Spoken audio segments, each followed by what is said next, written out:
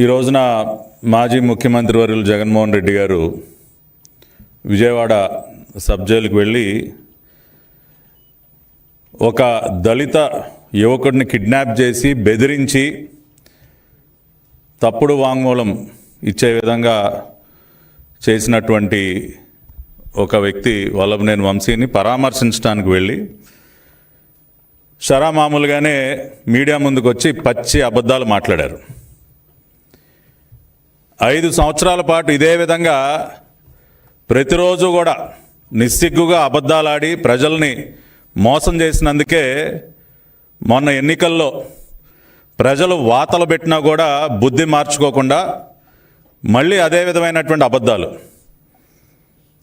నా పేరు పదే పదే ప్రస్తావిస్తూ మీడియా సమావేశంలో జరిగినటువంటి ఆ రోజున ఫిబ్రవరి 20, 2023న జరిగినటువంటి సంఘటనని పూర్తిగా వక్రీకరించి లేనిపోని అవాస్తవాలన్నీ జోడించి మళ్ళీ ప్రజల్ని తప్పుదారి పట్టించినటువంటి ప్రయత్నం చేశారు గనకే ఈ రోజున మరి గౌరవ మంత్రివర్యులు కొల్లు రవీంద్ర గారు, మా పార్టీ శాసనసభ్యులు వెంకటరావు, మేమందరం కూడా మీడియా ముందుకు వచ్చి ఆయనలాగా అబద్ధాలు వండి వార్చకుండా వీడియోగ్రాఫిక్ ఎవిడెన్స్తో ఇవాళ మీడియా ముందుకు వచ్చాం.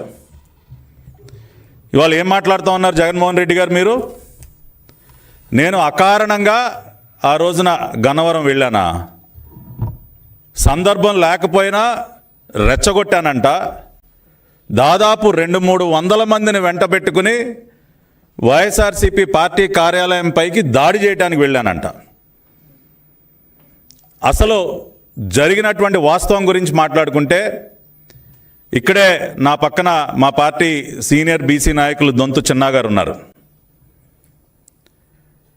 జగన్మోహన్ రెడ్డి గారు అరాచకాల్ని ప్రశ్నించినందుకు మా పార్టీ సీనియర్ బీసీ నాయకుడి ఇంటి పైన ఫిబ్రవరి 20వ తేదీ ఉదయం దాడి చేసి ఆయన ఇంటి బయట ఉన్నటువంటి వాహనాలని ధ్వంసం చేస్తే ఇవాళ మా పార్టీకి చెందినటువంటి ఒక బీసీ నాయకుడికి అండగా నిలబడటం కోసం గన్నవరం పోలీస్ స్టేషన్లో ఫిర్యాదు చేయడానికి వెళ్ళాం. నేను, నాతో పాటు మా పార్టీ సీనియర్ నాయకులు బీసీ నాయకులు గురుమూర్తి గారు, ప్రస్తుత గౌడ కార్పొరేషన్ చైర్మన్ గారు గురుమూర్తి గారు, మేమందరం కూడా గన్నవరం పోలీస్ స్టేషన్కి వెళ్ళాం. ఎందుకంటే ఆ రోజున పరిస్థితులు మనందరికీ తెలుసు. జగన్మోహన్ రెడ్డి ప్రభుత్వంలో దళితులపైన, బలహీన వర్గాలపైన జరుగుతున్నటువంటి దాడులు, కిరాతకంగా వారిని హత్య చేసేటటువంటి పరిస్థితి. గన్నవరం సంఘటన జరగటానికి ముందే దాదాపు 30 మంది బీసీ నాయకుల్ని పొట్టన పెట్టుకున్నావు జగన్ రెడ్డి. ఒకళ్ళు కాదు, ఇద్దరు కాదు. ఇవాళ మీరు చూసినట్లయితే ఒక కంచర్ల జల్లయ్య, ఒక తోటా చంద్రయ్య, నడి రోడ్డు పైన అతి కిరాతకంగా ఒక బీసీ నాయకుడైనటువంటి తోటా చంద్రయ్యని పీక కోసి చంపిన మాట వాస్తవం కాదా? నందం సుబ్బయ్య,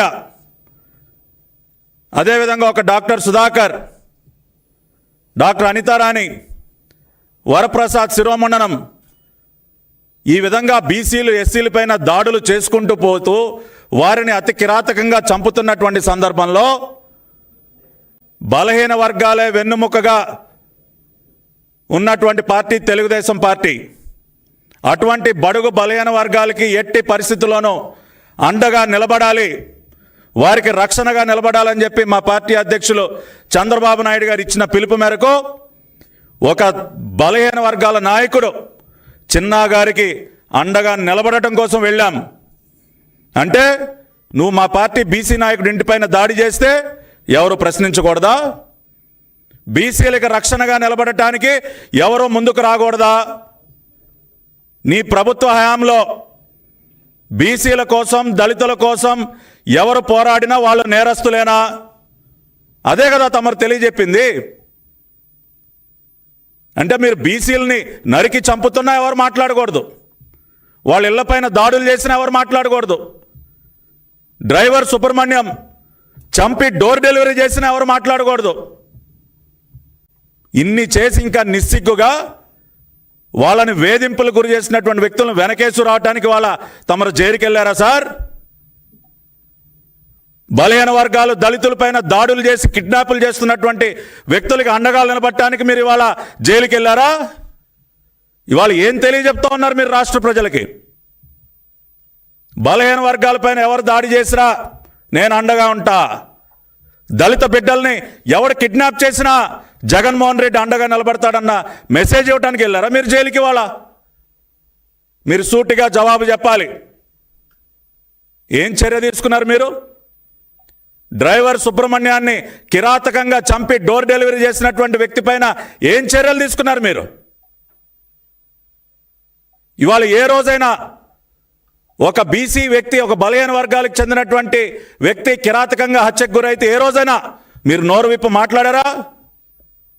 ఇవాళ అందుకనే మిమ్మల్ని పాతాళానికి దొక్కారు. ఇవాళ మీరు 11 సీట్లకి పడిపోయింది దేనికి? ఒక్కసారి మీరు ఆలోచించుకోండి. ఈ విధంగా దళిత బిడ్డలపైన, బలహీన వర్గాలపైన దాడులు